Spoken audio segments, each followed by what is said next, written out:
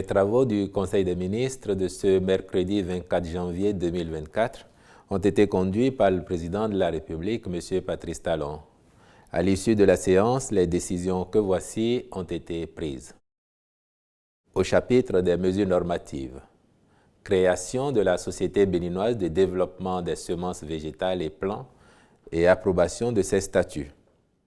Le constat est fait que le système semencier national est dominé par l'informel et des méthodes d'approvisionnement peu efficaces, les producteurs effectuant des prélèvements directs des semences et plants sur le stock existant dans les champs pour la campagne suivante. Avec ce système, près de 80% des semences végétales sont utilisées dans les exploitations agricoles, ce qui impacte négativement le niveau des rendements. C'est pourquoi il est apparu pertinent de mettre en place un système semencier formel afin de garantir la qualité des semences et des plants avec une traçabilité nette depuis la sélection jusqu'à la commercialisation, en passant notamment par la multiplication. Pour ce faire, le gouvernement a fait l'option de créer une structure capable de gérer efficacement le dispositif national de production, d'agrégation, d'importation et de distribution de semences et plants. La mise en place de cette société participe donc d'une volonté de conforter durablement les performances de l'agriculture béninoise. Elle sera dédiée à l'organisation de l'industrie semencière autour des espèces vivrières, horticoles, fourragères, fruitières et forestières pour répondre aux besoins en semences et plants de qualité et améliorer le taux d'utilisation des semences et plants certifiés, hormis les organismes génétiquement modifiés OGM. De façon spécifique, cette société va œuvrer à promouvoir le développement des variétés de semences et plants, la conservation des souches des variétés adaptées aux exigences des utilisateurs ainsi qu'au changement climatique. Appuyer le renforcement de capacités de toutes les catégories d'acteurs impliqués dans le développement des variétés, la production et la gestion des semences et plants.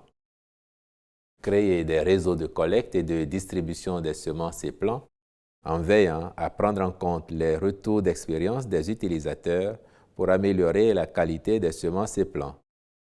Installer des centres modernes de traitement, de conditionnement et de stockage-conservation des semences et plants. Mettre aux normes les infrastructures existantes de production, de contrôle de qualité, de traitement, de conditionnement et de stockage-conservation des semences et plants. Renforcer les capacités de contrôle et de certification des semences végétales et plants. Les ministres concernés par le sujet accompliront les diligences nécessaires à la formalisation de la société et à son opérationnalisation. Au chapitre des communications, en point 1, mission de maîtrise d'œuvre complète des projets de réhabilitation de l'Institut français d'Afrique noire IFAN à Abomey et de construction des commissariats de police de Djegbadji et d'Avlekete à Ouida. Dans le cadre de la mise en œuvre du projet de réhabilitation des anciens palais royaux, l'UNESCO a recommandé de redistribuer certaines fonctionnalités du Musée des Rois et des Amazones du Dahomey, dont le site se trouve sur la liste du patrimoine mondial, aux anciens palais royaux, ainsi qu'à l'Institut français d'Afrique noire.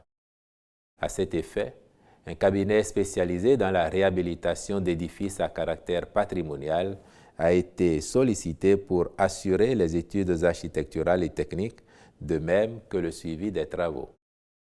S'agissant des commissariats d'Avlekete et de Djegbadji, leur reconstruction se justifie par la présence des bâtiments qui les abritaient dans les emprises du projet d'aménagement d'une station balnéaire d'exception à Avlekete et du projet de construction du complexe touristique Marina près de la porte du non-retour à Djegbadji dans la commune de Ouida.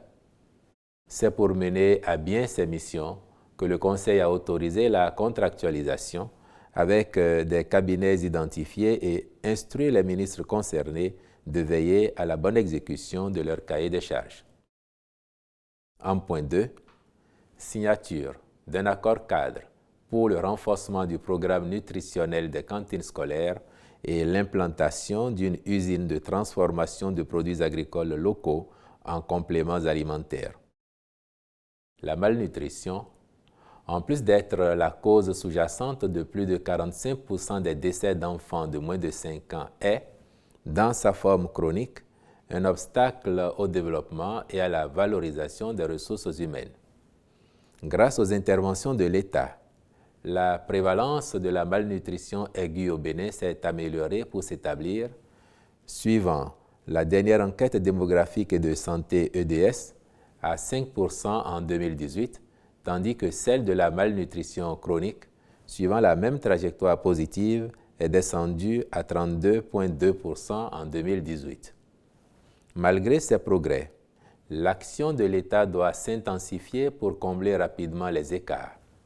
En conséquence, le gouvernement a donné plus d'envergure au Programme national d'alimentation scolaire intégrée, qui permet aujourd'hui à plus d'1 million d'enfants des écoles primaires publiques d'être alimentés par jour, puis créer l'Agence nationale pour l'alimentation et la nutrition. Si le modèle des cantines scolaires s'appuie sur l'utilisation des produits locaux pour diversifier et enrichir l'alimentation, la disponibilité des aliments est, cependant, tributaire des saisons. Pour maintenir la qualité des prestations et les améliorer en dépit de cette contrainte, il est nécessaire de trouver des solutions alternatives sous forme de compléments alimentaires fabriqués à partir de produits locaux en vue de garantir la richesse et la qualité des repas servis aux écoliers, quelle que soit la saison. Par ailleurs, la prise en charge des cas de malnutrition dans nos formations sanitaires se fait par des aliments thérapeutiques prêts à l'emploi que fournit un groupe spécialisé à l'UNICEF. Aussi, au regard des quantités utilisées, le gouvernement a-t-il jugé pertinent de développer une capacité de production sur place au Bénin, non seulement pour faciliter la disponibilité permanente de ces produits, mais aussi pour renforcer le tissu économique local. À cet effet, le Conseil a autorisé la signature d'un accord cadre avec le groupe spécialisé, ce qui permettra d'engager les discussions spécifiques autour de 3 domaines d'intervention retenus que sont le renforcement du programme nutritionnel des cantines scolaires, l'apport de compléments alimentaires pour améliorer l'état nutritionnel dans la fenêtre d'opportunité des 1000 premiers jours, l'installation au Bénin d'une usine de transformation de produits agricoles locaux pour la préparation de compléments alimentaires. En point 3, contractualisation pour l'obtention d'un agrément d'établissement financier de cautionnement au profit du Fonds national de développement agricole FNDA. Nonobstant l'apport qualitatif du FNDA au profit du monde agricole, ces résultats pourraient être améliorés substantiellement si la garantie qu'elle propose était éligible dans le cadre du dispositif prudentiel en vigueur au sein de l'Union monétaire ouest-africaine UMOA.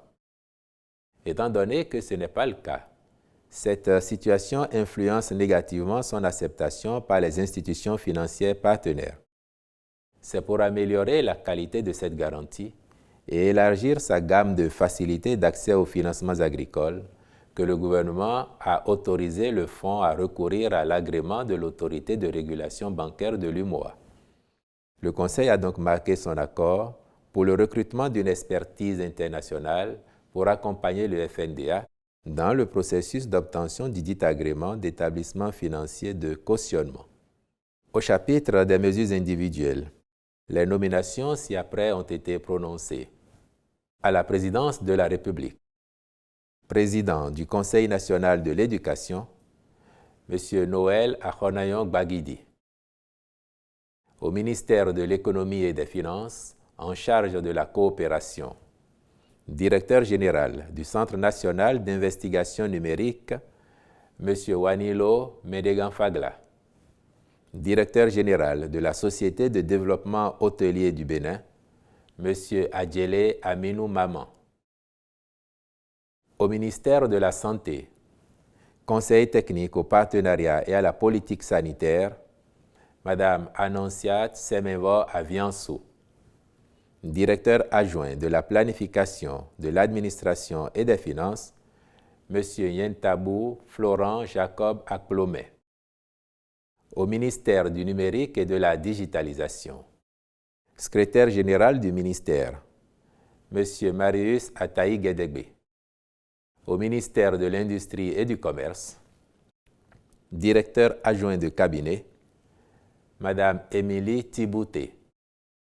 Conseiller technique aux accords internationaux, M. Benjamin Alamenou. Conseiller technique au suivi des projets, M. Mohamed Kankou Hamissou. Conseiller technique au commerce, M. Isdine Opoint Akani Bouraïma. Directeur du développement industriel, Mme Muriel H. Nyambloou, je vous remercie.